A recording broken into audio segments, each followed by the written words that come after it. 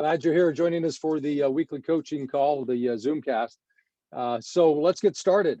Let me see who's on the call here. Let's see. Well, we need to get more people on here, but it's good to see you, Jesse, and I see Bernadette. It's great. Carolina, good morning. Good morning. Mr. Rodriguez, Miriam, that's great. Nakme, that's great. We're getting more people on. That's cool. That's great. Well, let's get started. So I just want to share with you in the, I guess, 28 minutes that we have left, what I believe are 5 keys. We could talk about many things, but I put together a list of 5 keys that I believe that we should all be focusing on to get the results that we want in real estate in 2021. So let's just go through these in turn. But before I do, I just want to share with you a story to kind of set the stage for this.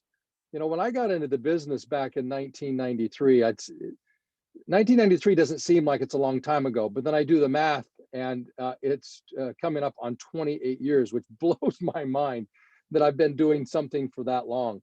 But I have 28 years in real estate. And I remember the first company that I started with, they hired me, and the sales manager sat down with me and he said, I just want you to know that you are the first rookie that we've ever hired in our history. And at that point, they'd been in business for 32 years. They had never hired a rookie, never hired a new licensee, and they hired me. I was feeling really good about myself. And a year later, literally almost to the day, the company was out of business, gone. So my claim to fame is that I put them out of business. I know I didn't contribute because I look at what happened in terms of my income the first year. And then I repeated that year. It was abysmal failure in terms of productivity, in terms of income. I repeated that year for another 3 years. My first 4 years in real estate were very difficult. You know, and I remember sitting down with that manager and he said, John, in order for you to be successful in real estate, we've got to make certain that the market knows that you're here, that you're a real estate agent. So he had me taking pictures of myself. You know, he actually brought his camera. And we set up several different scenes or stages. One, I was in my car working productively on the cell phone, which was not mine. And back in that day, the cell phone was literally a phone with a cord connected to a huge box that was mounted in the car, dating myself. And he had me on top of a home, sitting there very casually, looking like I got it all figured out. And the caption on the ad was, John Ciet's on top of his market. He had me put these ads and these campaigns together where I was appearing on bus benches, shopping carts, and then also in the home magazines, and then also advertising in the newspaper. Basically, everything that you could think of back in the day, and then some for quote unquote marketing and making certain that the market was aware that I was in business. Well, 4 years into the business trying that approach, and the market apparently was not aware because I was broke. I got to a point where I had to pack up everything into the car that I owned, and for a month was basically homeless. That's how my first 4 years went. What didn't happen for me, gang, is that the brokerage that I was with and brokerages that I was with, because I went through 7 different brokerages in my first 4 years, 7 brokerages in 4 years. And none of them sat me down and said, you know, John, this is really what you should be focusing on. These are the things that you should be doing. See, I don't question the intention of my first manager or managers, but what I do question is what they asked me to focus on. See, I believe that's the defining difference between those who succeed at life, at whatever it is they choose to do, doesn't matter, and those who don't. It's what we decide to focus on. And part of focus is actually doing, right? It's not just saying, well, I focus on that mentally. Yeah, but if you don't follow through and do it physically, it doesn't matter. It's not going to get you the results that you want. So really what we're talking about today is just making certain that we, or you specifically, focus on these things, not only mentally and intellectually, right, and emotionally, but also following through on them physically, actually doing the work. So the first thing that I wrote down is this, that I believe is important for you to succeed, not only this year in real estate, but quite frankly, gang, always. It's just something that's a truth that we should be focused on. The number one thing is this: it's connect with people. See, I wish that my manager had sat down and said, John, as a new licensee, one of the things that you need to recognize is that in real estate, your job is to connect with people. That really what you are is a communicator. And if you want to be a great real estate agent, you should be better at communicating. So figure out how to communicate, what to say, improve the way in which you deliver your words. In other words, to really learn scripts and to deliver them in a way that's effective. So the point is to connect with people. In other words, really to establish and build rapport. Well, what is rapport? Rapport is liking people, trusting people, and respecting people. See, if those three components are there in a relationship, like, trust, and respect, it's called rapport. And the relationship's going to go well, generally speaking. There's going to be a connection. And the connection is very important in real estate because people have a choice. You know, depending upon the marketplace you're in, they have hundreds or thousands of choices. And if they're going to choose you, well, one of the ways for that to occur is there's going to have to be a connection. Remember, gang, the number one human need is validation or acknowledgement or acceptance. So the question is, how do you do that? How do you build this rapport? How do you connect with strangers? Or for that matter, how do you increase the rapport that you have with people you already know? Just want you to think about that. See, what I want to do here in this conversation today is really hand you some practical things that you can be mindful of, that you can work on so that you can concretely, like, really get better results. Look, I don't buy this idea that real estate is that complicated. It's not. People complicate it. And part of it is, to be fair to real estate agents, there are all of these mixed messages and all of these entities and organizations and brokerages and people within it who are sharing their message, and the messages are conflicting, and so people are confused. Well, I'm here to basically eliminate the confusion. Look, I want you to know this, that if I could share with you information or ideas that were better than what I'm presenting to you, I would, but they don't exist. The only thing that I present to you is the truth. The truth is the truth is the truth is the truth, and I will always present the truth. George will always present the truth. Your leadership within this company will always present the truth. But here's the linchpin. See, that's only one part of the equation. The other part is that you're willing to listen to it and actually act upon it. See, and in order to be successful in real estate, we have to be able to connect with people. And the question is, well, how do you connect with people? Well, yeah, we've got to validate them. We've got to acknowledge them. We've got to make certain that they feel recognized. But how do you do that? Well, it simply comes down to asking questions. It's really about asking questions. So we're not going to go, because I've got 5 different points that I want to cover. We're not going to go into great detail in each one of these, but what I'm going to do is always refer you back to a great book that you've all received, and if you haven't, just talk to your broker manager. It's the company script book, and it has more than just scripts. It has outlines of process and systems that you can use to be a better communicator in real estate. So I'm not going to go to great detail in all of this, but I do want to cover a couple of things as it relates to having really the ability to connect to a higher degree. It's really about a mindset. I want you to think about this. If you're going to be a better communicator, if you're going to build more rapport, you have to ask questions, and better questions. That's fundamentally what's important here.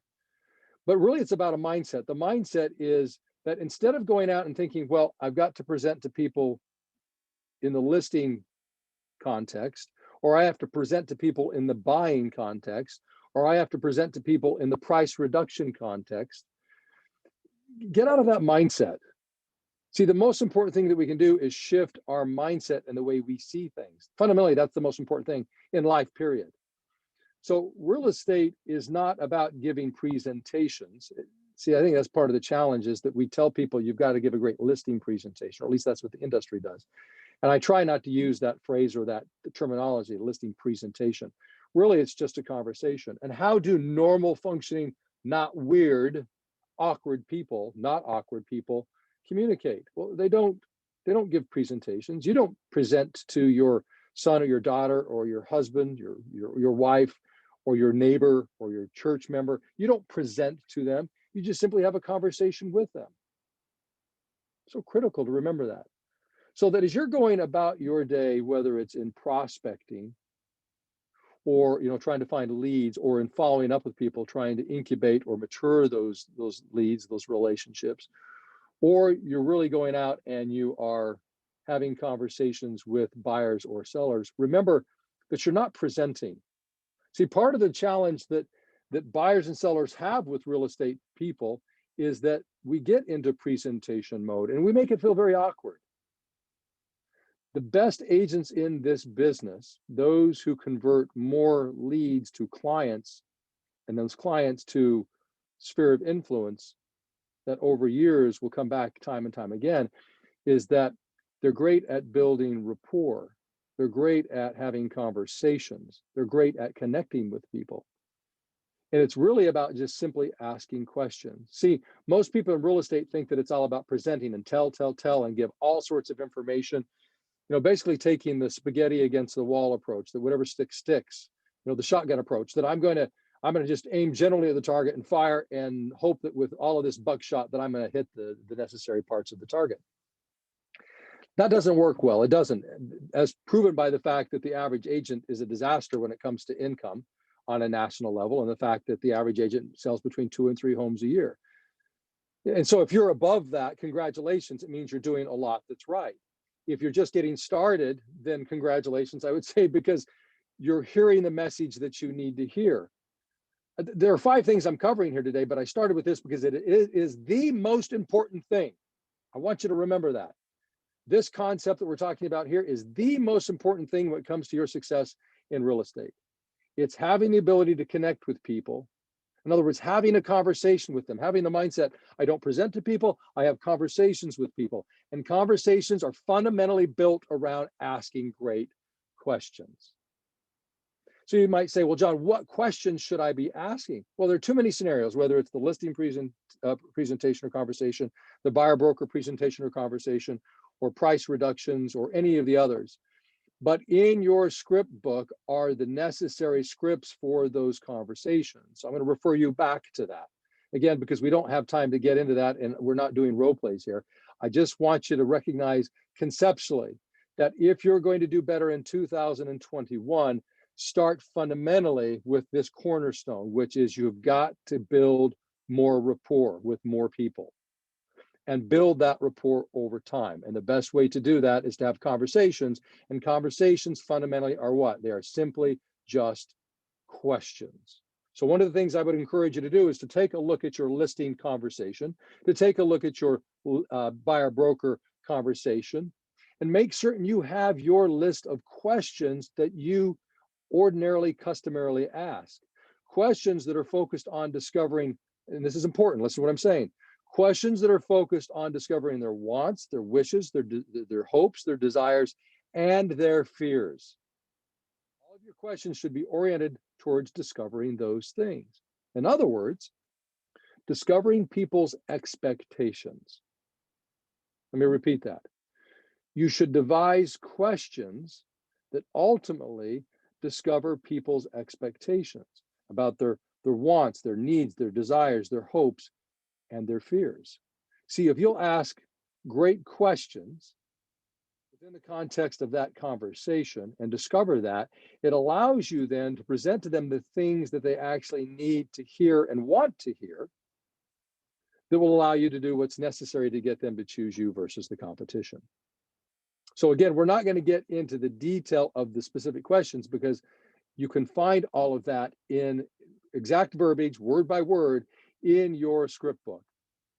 This is merely just putting on the radar for you this idea that when you got into the business of real estate, you decided that you were going to be a communicator, not a presenter. And communicators ask great questions. Remember, don't assume you know what's important to them. You remember when we were all in high school or college And in high school or college, the teacher or professor would give us an opportunity to take either a closed book test or an open book test. Didn't happen very often, but once in a while, the teacher would, present to the class, at least the classes that I was in, would you like to make this next exam an open book or a closed book? And without fail, every single time, we would all vote on an open book test. Maybe once in a while, the straight A um, nerd in the class would say, nope, I want it closed, knowing that they were going to ace it anyway, and they didn't want the others to ace it. Well, they got outvoted, and we all chose the test was going to be an open book. Well, make no mistake about it, that when you're having these conversations with buyers or sellers, it really is a test. It's a test. And knowing that it's a test of them really putting you to the test and trying to give you an opportunity to demonstrate that you are the ones that they should choose. That by choosing you, they've done the right thing. It's really a test of that. So understanding that, then what does that mean if it's a test? Well, I want you to make it an open book test. It's a whole lot easier, right? Instead of trying to guess what's important to them or assuming what's important to them, ask the questions to discover it and then address those specific issues. I'll just finish with this particular observation on this point. I want you to think about any relationship that you've ever been in, whether it's a business relationship, an intimate relationship, a family relationship, a friendship. I don't care what the relationship is. Just I want you to think about any particular relationship that didn't go well, that ended poorly. You think about it. I can already tell you why that relationship did not go well without knowing anything about the circumstances, the specific circumstances. The reason it didn't go well is because the two people in the relationship, you and the other person, either both of you or one of you, failed to discover the expectations of the other party. And as a result, you did not meet, or they did not meet, the expectations that were, expected, for the lack of a better word, within the relationship. But see, that's not necessary. It's not necessary in an intimate relationship or a friendship, or especially in a business relationship. So therefore, we ask the questions to discover what's important, so then we can talk about those things to meet people's needs and expectations. And if we do that, then you're off to the races. We're cooking with gas. We're firing on all 8 cylinders. It's critically important, guys, that we recognize this fundamentally, because this is the cornerstone to fundamentally succeeding consistently in real estate. To recognize that it just comes down to communication, and it comes down to our ability to build rapport, and understanding the way to do that is by having conversations, which is nothing more than asking great questions. So the second point that I want to cover with you today is that we've got to offer value. In order for people to choose you, you have to give them reasons. It's not enough that you have a real estate license, or you have cards or signs. Every agent's got that. You've got to offer value. It's not complicated, but it's amazing to me that this gets lost on so many in real estate.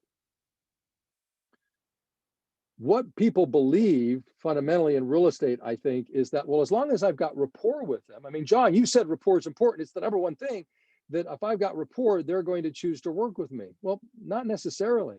Because see, this is a business relationship first and foremost in most cases, right? Even if you're dealing with family members, a brother, a sister, even parents, or a child, one of your children, it's still a business relationship, because at the end of the day, you're asking them to sign a contract. They have specific things you're asking them to do, and that they're asking you to do, and that there's going to be an exchange of money. That's a business relationship. So at the end of the day, yeah, it's critical to have the rapport. It's critical to have the conversation. But man, if there isn't value, if that's not part of the equation, the fact is 9 times out of 10, you're not going to have a transaction. You're not going to have a client. You're not going to have a lead that will decide to work with you. You've got to offer value. So number one, as it relates to this offering value, it comes down to, how do I do it? Well, I've got to offer the ability to communicate, number one, no surprise. This is absolutely necessary above all else. Number two, we've got to be proactive. So I would ask you, are you proactive in your approach? Are you proactive in what it is that you do as a real estate agent? I say, for example, when an agent takes a listing, most agents use the 3P process. They put up they put it on the MLS, they put up a sign, and then they pray. That's the 3P process. Most real estate agents, when they list a home, that's what they do. Now, I'm assuming that's not what you do. There are many other things that should be done, but there's one key component that should be done that I find that a lot of agents aren't doing, which is proactively prospecting. See, that's part of the process of marketing a home effectively is prospecting. So you can choose as an agent to be passive, put it on the MLS, put up a sign, and then hope and pray that other agents are going to do the job of finding the buyers, or you can be proactive in going out and trying to find buyers to match with your listings. Or if you don't have listings, go out and find buyers that will match to other listings, or even better, go out and find potential sellers based upon buyers you have. So take a buyer you have who's looking for a home in a particular market, in a particular neighborhood, and start knocking on those doors to find the listing. See, it's called proactivity, not waiting, but actually going out and creating the opportunity. See, ultimately, that's what's necessary, particularly in today's marketplace, because what really distinguishes one agent from the next? I mean, most companies offer the same menu of services to agents. You know, maybe some small nuances, but at the end of the day, they all basically do the same thing in terms of signs and cards and websites and, you know, the things that they offer to the public, your clients, on a listing or a buyer relationship opportunity. It's pretty much the same. It's indistinguishable. So then how do you distinguish yourself? Well, I believe it has to come down to this. It's got to come down to your ability to communicate. Number two, your willingness to be proactive and actually go out and find buyers and sellers and match them up rather than waiting for the MLS and agents within that system to do that. The other thing would be this: do you follow a schedule? See, I believe that offers value to your clients because a schedule creates predictability and duplication of outcome, and that translates into value to your clients. See, one of the things that I used to do that when I would have conversations with my buyers or sellers, I would let them know that I followed a specific schedule. There's great value in that.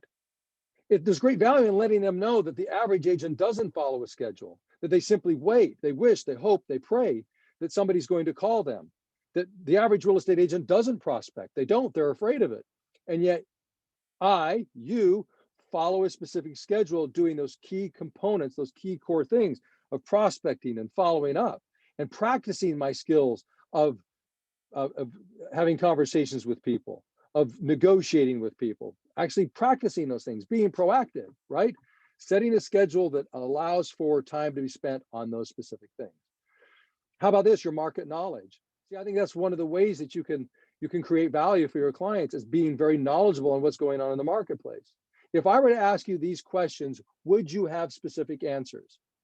What is the interest rate over the last 30 days? I don't need to know what it is today, but just what is it right now? Over the last 30 days, what's the average interest rate?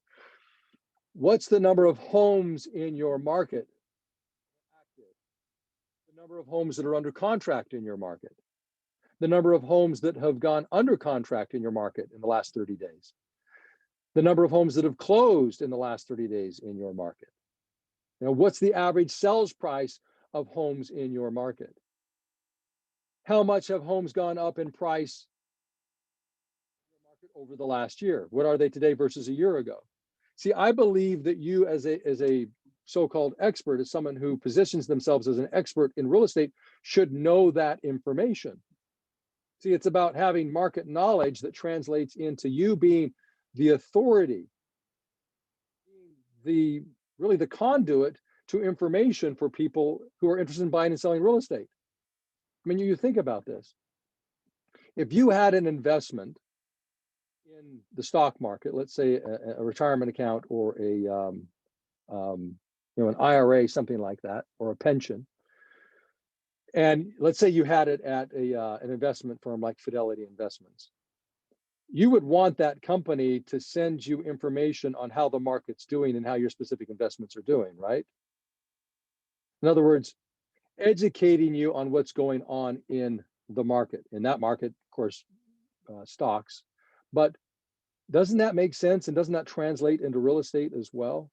So that if you want to position yourself as an expert, then know what experts know and be prepared to share that information. See, what I will say to you is this, that what I found when I was an agent, that if I knew that information, didn't have to be every day. I mean, look, let's not get silly about it. I just mean as a general statement, what are those numbers? And maybe every 30 days, refresh those numbers in my mind so that as I'm having conversation, what I found is that more often than not, in just normal everyday conversations with people as I was prospecting or doing my lead follow-up, or in having conversations with buyers or sellers about buying a home or selling a home, that understanding that information and knowing it, I found opportunities to use it. And when I used that information, it did a couple of things. Number one, it demonstrated that I was knowledgeable, I was an expert. And number two, it represented that I was professional. I was somebody that they could trust because I was familiar with what was going on in the marketplace. So again, just to summarize this, offer value. Number one, your ability to communicate, be a great communicator. Number two, be proactive. Don't wait. Go out and prospect, talk to people. Have a schedule that you follow that identifies when you're going to prospect, when you're going to follow up, when you're going to practice your skills of prospecting, and let your clients know, your potential clients know, that that's what you do, that you have a schedule, that you follow those specific points. Also have market knowledge and share that information with people. Offer value to people. You cannot have a relationship in this industry if you only have rapport. You've got to offer value, because that's ultimately what separates you from your competition. And then the third thing is this. I want you to write this down. Reduce risk. You've got to reduce risk. Look, if you've bought or sold a home before, especially maybe before you were an agent, because as agents, we take it as it's no big deal because we do it every day, so we're very familiar with it. But I want you to think about it, maybe before you were, or put yourself in the mindset of a buyer or seller. Is it not a scary process? And of course, the answer is yes. See, for most people, their home, or the home that they want to buy, is the biggest investment that they'll ever make. It's their largest asset. People will spend a lifetime working to save and pay off a home, and some people never do. It is such a significant, important thing. It's scary. There is a great sense of risk involved in the process of buying and selling real estate on the part of the public. And so I want you to just pause for a second and ask yourself this question. Do the people who work with me, or people I'm hoping to work with, perceive that by working with me, that their risk is going to go down? Is there less risk in working with me than my competition? See, one of the things that I believe that you should be focused on is making certain that as you go out and you prospect, as you have conversations with people, that they perceive less risk in working with you than they do the competition. So the question is, how do you do that? How do you reduce the risk? Well, I think it comes down to three things. And again, we're not going to go great detail on this, but I want to give you some things to think about, some questions to ask, so that you can sit down and really work on this, so that as you go out and you present to people, that you present in a way that the person you present, you, and the way in which you present, that you allow people to perceive that the risk that they would experience with you is much less, if not non-existent, as compared to the other choices that they have. It really comes down to this. How can you reduce the perceived risk? Well, number one, make certain that you have a process that you follow every single time, whether it's the listing conversation or the buyer broker conversation, that you follow a process in that conversation, that you don't wing it, you don't willy-nilly it. And I'll say, well, it depends upon the circumstances. No, I follow the same process every single time.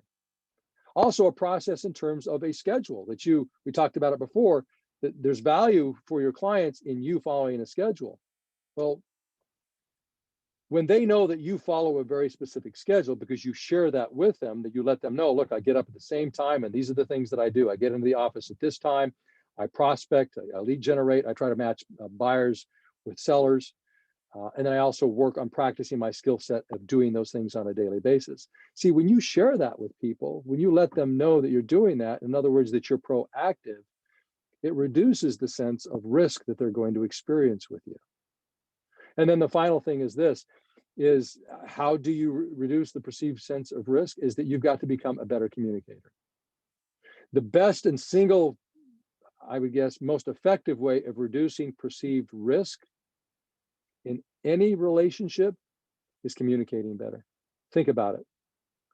Think about some of your past relationships where there's been challenge. What I guarantee is that the core of those challenges or challenge came down to the way in which you were communicating or not communicating, and especially not communicating. People will assume and they will allow their mind to create stories and write these stories in their brain that aren't accurate.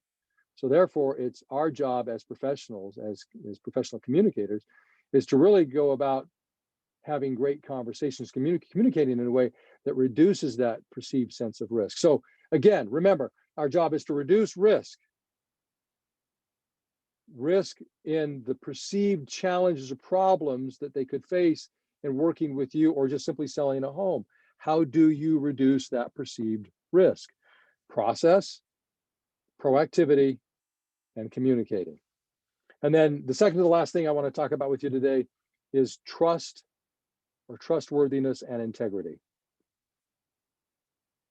See, how do you demonstrate to gang? How do you demonstrate to a buyer or seller that you're trustworthy or that you have integrity before they've worked with you? Because see, I believe that those things must be shown. They can't be said. You know, the old thing of never trust somebody who tells you that you can trust them, right? You wouldn't. I mean, somebody says, "No, you can trust me. I'm a trustworthy person," right? People who say that, you probably should run from them because you don't need to say those things if you're trustworthy. See, it's not about saying, it's about doing.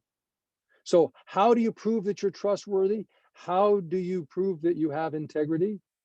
It has to be shown. And you can do that even before they choose to work with you. So setting expectations, right? You say you're going to follow up with somebody, follow up with somebody. You say you're going to meet them at a specific time, show up at that time on that day, right? You say you're going to cover certain things, cover those certain things. You know, one of the things that I like to do is discover what's important to a buyer or seller before I meet with them in that conversation. And then I write those things down and then I summarize those things and say, okay, so when I come out, these are the things that you want to talk about, correct? And they say, yes.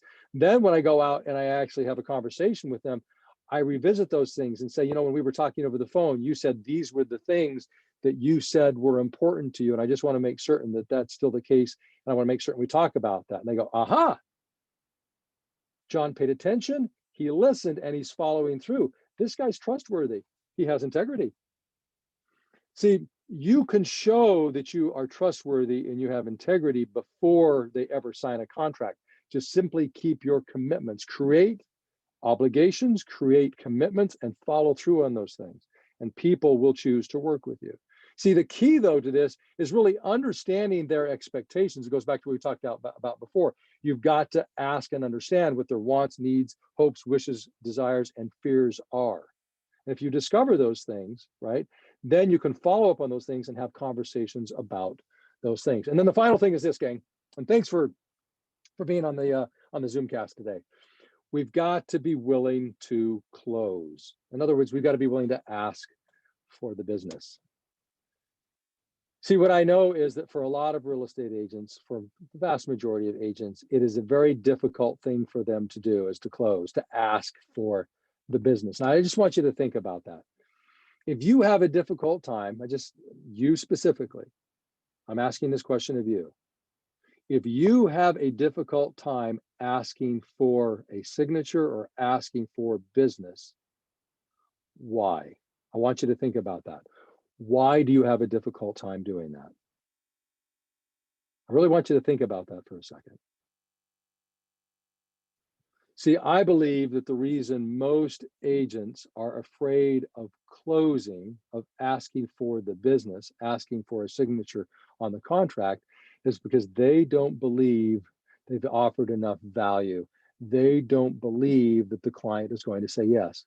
And here's, let me prove the point.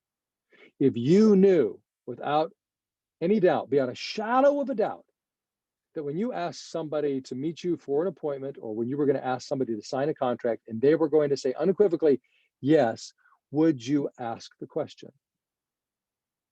And of course, the answer is what? Yes, I'd do it every time. If I knew every time they were going to say yes, I would ask the question. The only reason that we don't is because we're afraid of the answer. Well, gang, we can't be afraid of the answer.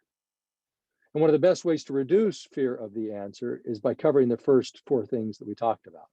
Connect with people, offer value, reduce the risk, be trustworthy, have integrity, keep your commitments, and then ask the question. Ask the question. Are you ready to list your home? You know, what works best for you? When would you like to meet for the conversation to list your home?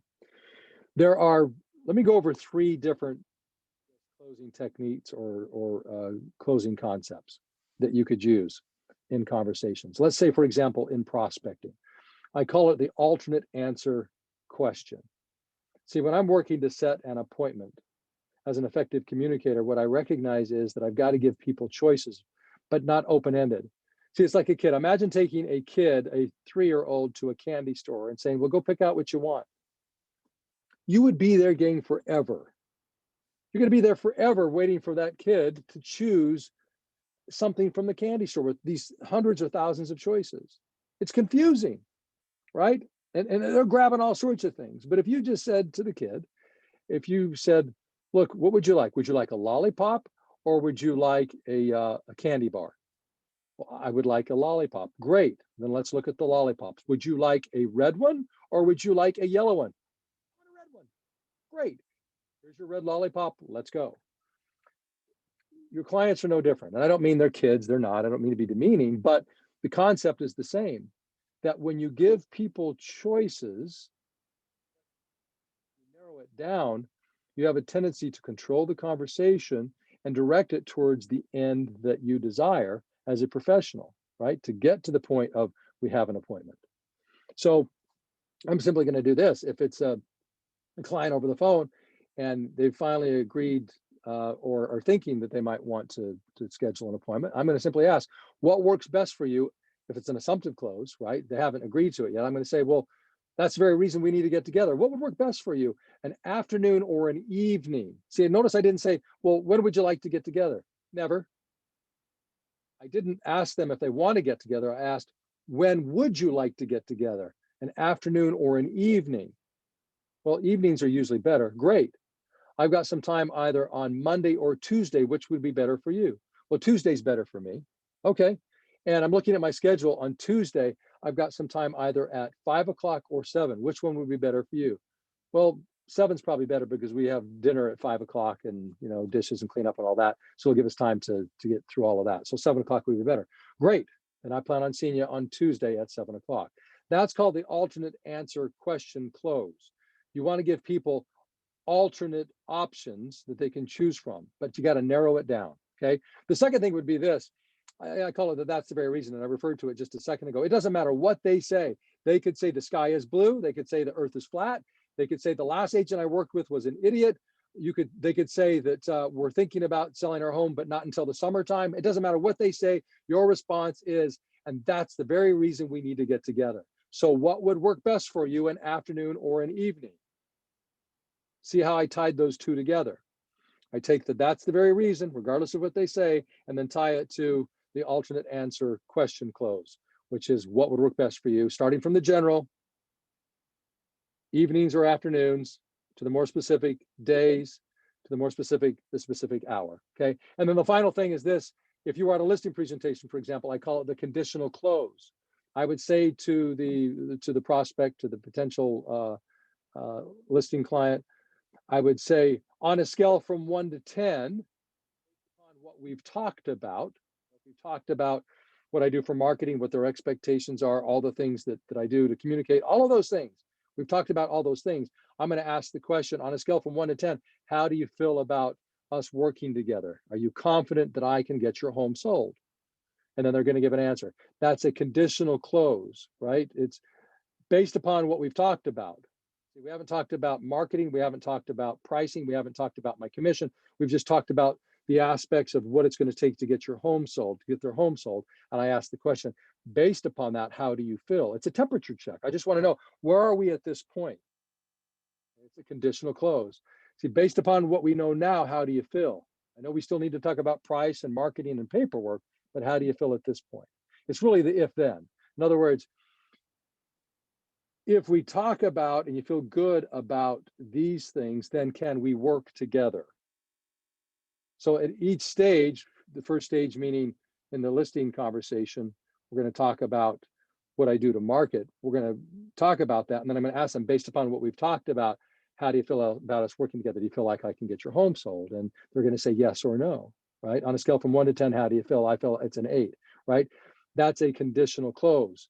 It lets you know where you are conditioned upon these things. And if they say a 10, you know that everything's good and you can move on. So, and gang, look, everything that I'm talking about here, it's in your script book, okay? I could go on for hours about these things and get into the detail. We don't have time for that. This half-hour coaching conversation is really about raising these things to the level of consciousness for you, and then giving you an opportunity to go back to the script book and identify these things, and then make certain you have in your schedule the time set aside to practice these things, to work on these things with your broker, your manager, your coach, if you're being coached in the ESS program. So gang, hopefully this was helpful. I've enjoyed spending the time with you here today. Just remember, as professionals, look, it is your duty to connect with people in an effective way, reduce risk, discover their wants, needs, hopes, desires, and their fears, and do it with integrity. Be trustworthy, and go out there and be willing to ask for the business, because who's better to help them? There's no better person that can help them buy or sell real estate than you. And man, you got to believe that. I believe it. So I hope you do. All right. We'll talk to you later. Have a great day. Bye-bye.